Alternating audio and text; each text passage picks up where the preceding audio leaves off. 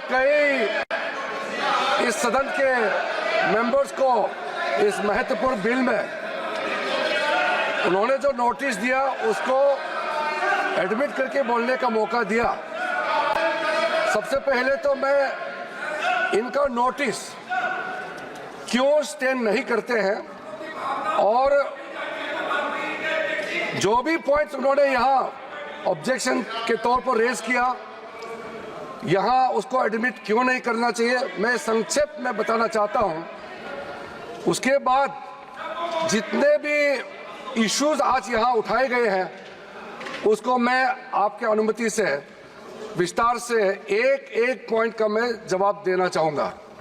और मैं ये मानता हूँ, विश्वास है कि मेरे बात को ध्यान से सुनने के बाद अंत में इन्होंने जो भी आशंकाएं व्यक्त किए हैं या गलत तरीके से यहाँ बातें बताया गया है, सब चीज़ को मैं दूर करूँगा। और मैं सिर्फ उम्मीद ही नहीं, यकीन है कि इस बिल के बारे में सब कुछ जानकारी प्राप्त करने के बाद इस हाउस के जितने मेंबर्स हैं सब इस बिल को समर्थन जरूर करेंगे। सबसे पहले अध्यक्ष महोदय जी, इन्होंने कॉम्पिटेंसी का मुद्दा यहाँ उठाया। मैं पूरे जिम्मेदारी के साथ आपके माध्यम से सदन को बताना चाहता हूँ, इस बिल में जो भी प्रावधान है आर्टिकल 25 से लेकर के 30 तक किसी रिलीजियस बॉडी का जो फ्रीडम है उसमें कोई हस्तक्षेप नहीं किया जा रहा है, ना ही संविधान का किसी भी अनुच्छेद का इसमें उल्लंघन किया गया है। और अब सुप्रीम कोर्ट का एक केस का मैं हवाला देना चाहूंगा, Brahmachari versus state of West Bengal. इसमें सुप्रीम कोर्ट ने क्लियरली रिलीजियस डिनोमिनेशन के बारे में रूलिंग दिया गया है और उस रूलिंग के तहत वक्फ board doesn't fall within the purview of Article 25 and 26 of the Constitution of India। दूसरा सर, इसमें हमने जो ब्रॉड बेस किया है, किसी का हक छीनना तो बात छोड़ दीजिए, जिनको हक नहीं मिला है उनको हक देने के लिए ये बिल लाया गया है। इसमें महिलाओं के लिए, बच्चों के लिए और मुसलमान समाज में जो पिछड़े हैं, जिसको आज तक कभी मौका नहीं मिला, जिसको दबा के रखा हुआ है, उनको जगह देने के लिए ये बिल लाया गया है। और सर, संविधान के कंकरेंस लिस्ट एंट्री नंबर 10 और 28 में आज के जो विषय हम लोग चर्चा कर रहे हैं वो एंट्री 10 और एंट्री 28 में ये कंकरेंस लिस्ट में है। इसलिए ये पूरा लेजिस्लेटिव कॉम्पिटेंस इस सदन के पास है, भारत सरकार के पास है, इस सदन में ये बिल पेश करने का।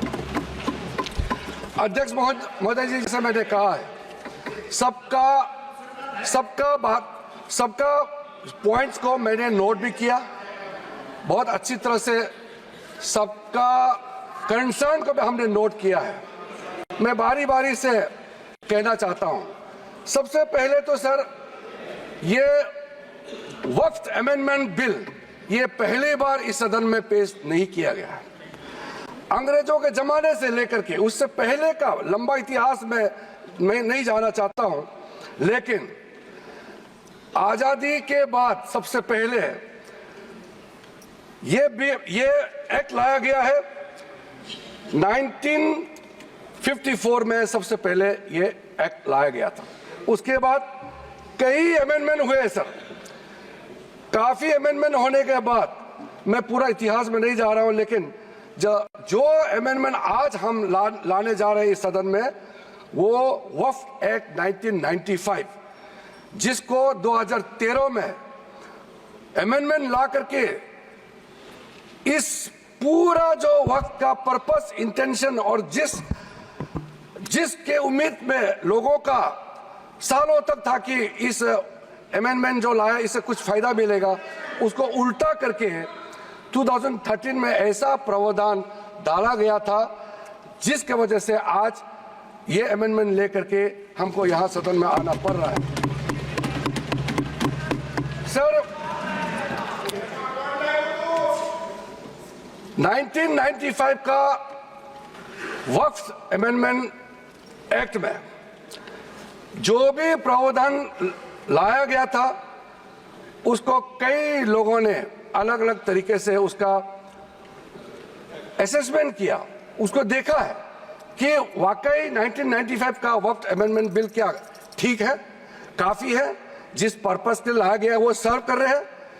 कई कमेटियां, कई लोगों ने इसका पूरा एनालिसिस किया है सर, मैं उसका आपके सामने में अभी रखूंगा। लेकिन ये पाया गया है कि 1995 का वक्फ अमेंडमेंट एक्ट ये बिल्कुल असक्षम रहा है और जिस पर्पस के लिए एक्ट लाया गया है वो पर्पस सर्व नहीं हो रहे थे और कई गलतियां, कई खामियां इसमें पाया गया है। उसके लिए कुछ कदम उठाया गया है। मैं आज इस सदन में आपके माध्यम से खास करके कांग्रेस पार्टी को कहना चाहता हूं, ये अमेंडमेंट आज सरकार इस सदन में ला रहे हैं, ये एक तरीके से आप लोगों ने जो भी कदम उठाया है, आप लोगों ने जो भी चाहा है वो आप नहीं कर पाया, वही चीज करने के लिए हम आज ये अमेंडमेंट प्रपोज किया गया है। अब जब मैं इसका विवरण दूंगा तो आप बिल्कुल सहमत होगा मैं जो आपके सामने में बात रख रहा हूं। और दूसरी बात, इसमें हम लोग सब चुने हुए प्रतिनिधि हैं। मैं अपना बात तर्क रखने से पहले ही बताना चाहता हूं, इस बिल का समर्थन कीजिए, करोड़ों लोगों का दुआ मिलेगा।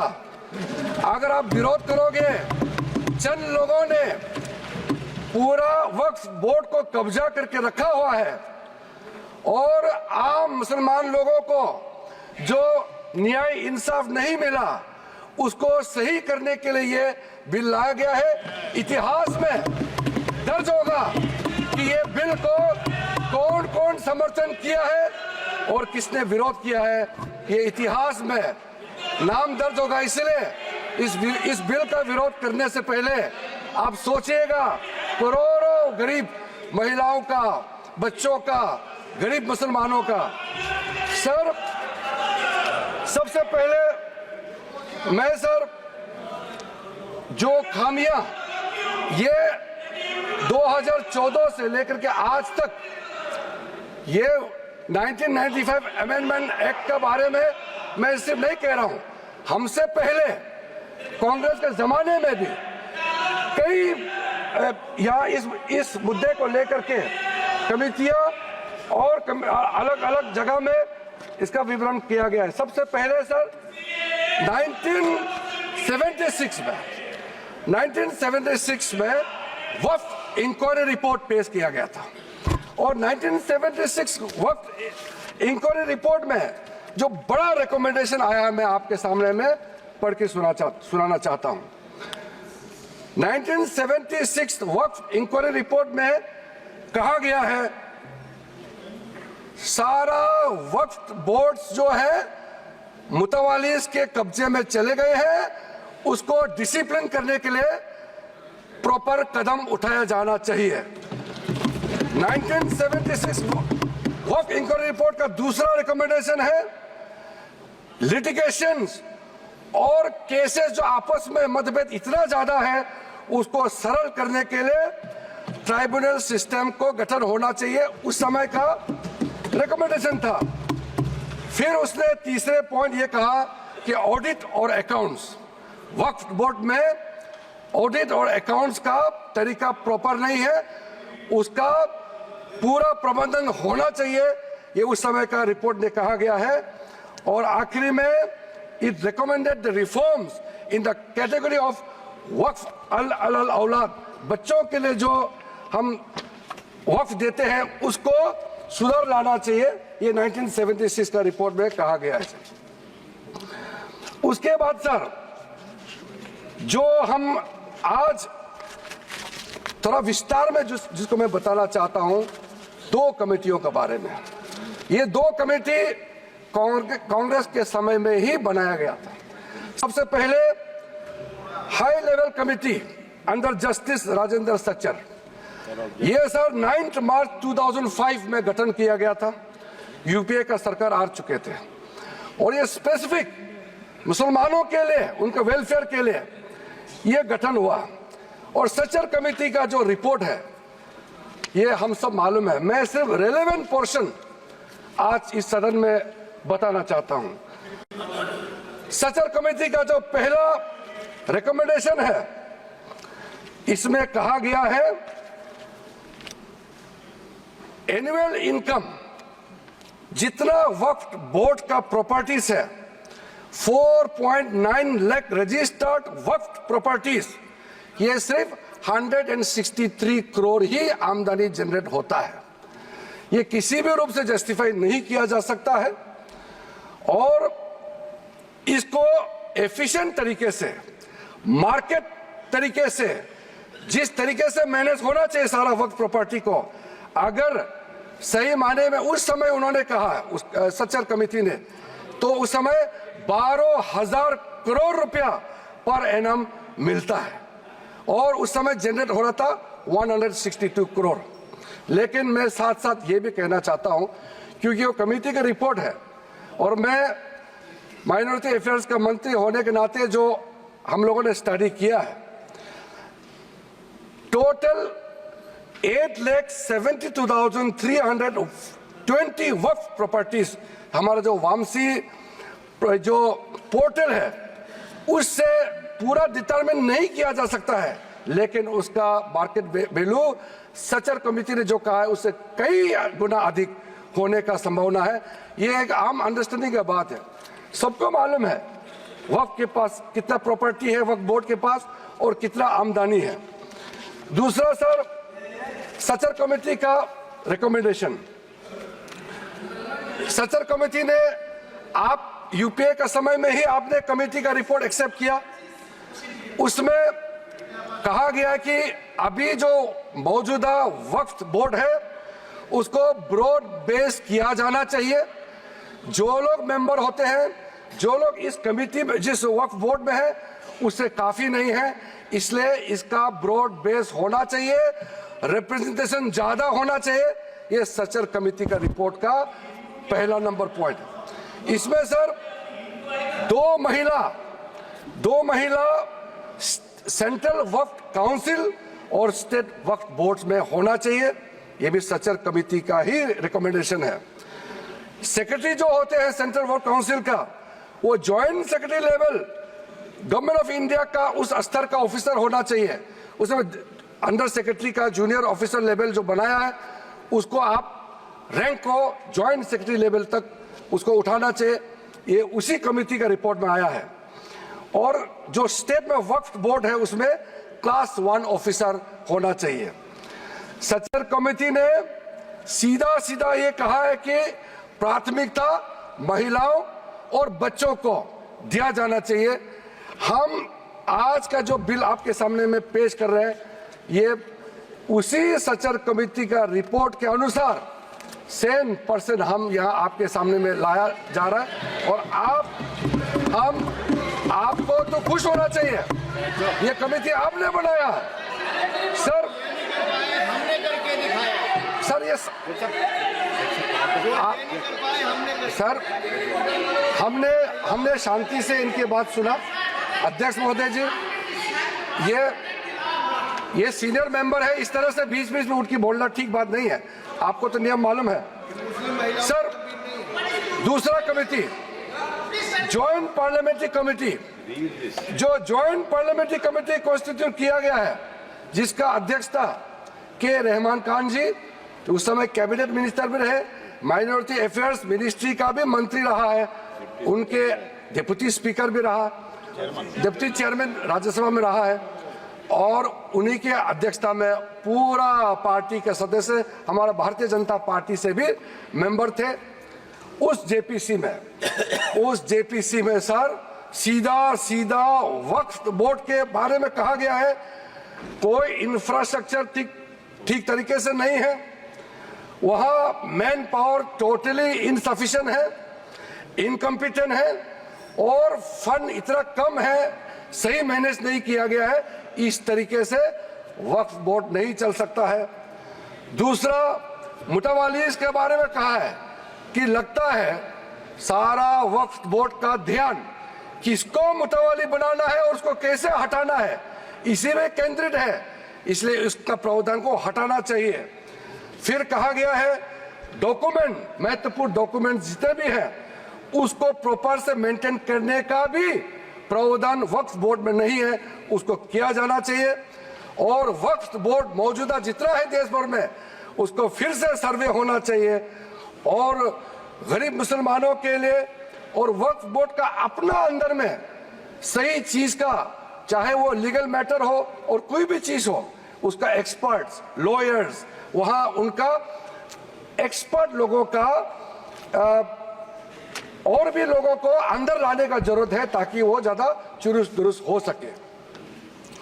जॉइंट पार्लियामेंट्री कमेटी का और सजेशन है टोटल वक्फ बोर्ड को कंप्यूटराइजेशन करना चाहिए, डेटाबेस को सेंट्रलाइज करना चाहिए और म्यूटेशन रेवेन्यू रिकॉर्ड में होना चाहिए जितना भी वक्फ बोर्ड का प्रॉपर्टी है। ये सचर कमेटी ने और ये जॉइंट पार्लियामेंट्री कमेटी ने रिकमेंड किया। और सर आप सबको भी एक बार वो कमेटी का रिपोर्ट मैं आपको ही दे देता हूं ताकि आप भी पढ़े फिर से। और सर टोटल जो 1995 वक्फ एक्ट को फिर से मजबूती से रीलुक करना चाहिए, ये जॉइंट पार्लियामेंट्री कमेटी का ही रिपोर्ट है। और एक आपने अपॉइंट किया, अब देखिए जॉइंट पार्लियामेंट्री कमेटी का मेंबर, आपको मैं मेंबर का नाम भी दे देता हूं, चेयरमैन का तो नाम मैंने बता दिया, आपका वरिष्ठ नेता थे, आपने अपॉइंट किया। ये सारा रिकमेंडेशन आज आप तो हमको शाबाशी देना चाहिए, जो आप नहीं कर पाया वो हम ला रहे हैं सदन में। सारा का सारे प्रॉब्लम्स, सारा का सारा सजेशन ये उस समय सबको मालूम कर चुके हैं। इसलिए सर राहुल जी कन्विंस हो गए, ये मन ही मन में सब कन्विंस है, ये राजनीतिक दबाव में अपोज कर रहे हैं, अंदर अंदर सब लोग समर्थन दे रहे हैं, ये मुझे मालूम है अध्यक्ष महोदय जी। सर राहुल गांधी सहमत होके जा रहे हैं। राहुल गांधी जी तो अभी बाहर निकले हैं लेकिन सहमत देकर के गया है कि हम जो कह रहे हैं सही कह रहे हैं। सर मैं इसी बीच कुछ इंडिविजुअल केसेस और कंसल्टेशन जो हम आज बिल लाया है, कुछ सदस्यों ने कहा है कि और कंसल्टेशन होना चाहिए था। आपको मैं दावे के साथ बताना चाहता हूं, जितना कंसल्टेशन प्रोसेस पिछले 10 सालों में किया गया है, आज तो किसी सरकार ने इतना स्टेक होल्डर से कंसल्टेशन प्रोसेस नहीं किया है। मैं आपको बताऊंगा अभी, आप सिर्फ शांति से सुनिए सर। मैं फिर से कहता हूं, जो संविधान का हवाला दे करके बिल का जो पर्पस को, मंशा को गलत धारणा दे करके मिसलीड करना चाहता है, मैं फिर से कहना चाहता हूं सर, अगर कोई भी बोर्ड हो या कोई भी इंडिविजुअल हो, अगर कुछ काम ऐसा करता है जिसको कोर्ट में रिव्यू करना है, तो इसमें सर गलत बात क्या है? अगर ट्राइब्यूनल का फैसला गलत है, अगर उसमें कोर्ट में अपील करने का प्रावधान देते हैं, उसमें गैर संवैधानिक कैसे हो गया ये बताइए आप अगर तर्क रखते हैं तो आप उसका जस्टिफिकेशन भी देना पड़ेगा सर। अगर सर ऐसे केसेस में अभी बताने वाला हूं कि कितने सालों तक वक्फ बोर्ड में बैठे वाले लोग आपस में तालमेल करके और ट्राइब्यूनल में मैटर दे देते हैं और ट्राइब्यूनल अपने तरीके से या पेंडिंग रख देते हैं या दूसरे तरीके से फैसला देते हैं।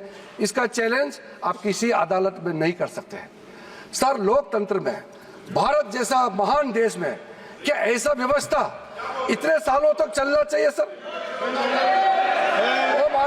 वो गुमराह करे, वो ऐसा तरीका बनाया इन्होंने कि ट्राइब्यूनल सर ये इस तरह से इस तरह से आप लोग बात करके मेरा आवाज नहीं दबा सकते हैं।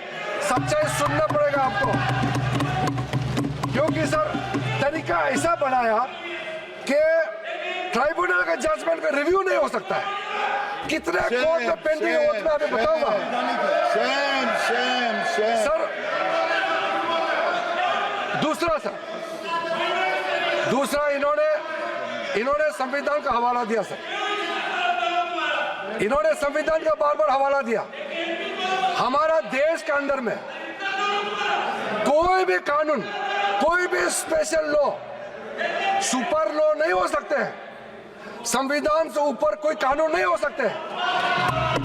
लेकिन आप सर इसमें प्रावधान देखिए, इस 1995 का वक्फ एक्ट में ऐसा प्रावधान है जिसका बाकी कानून के ऊपर में ओवरराइडिंग इफेक्ट था सर। क्या ऐसे कानून हमारे देश में होना चाहिए? सर जो मैं यूएई के बारे में बताना चाहता हूं, जब हमारा देश का विभाजन हुआ, यहां से जितना मुसलमान पाकिस्तान गए उनका भी प्रॉपर्टी था, और पाकिस्तान से जितना हिंदू भारत में आए उनका भी प्रॉपर्टी काफी वहां थे।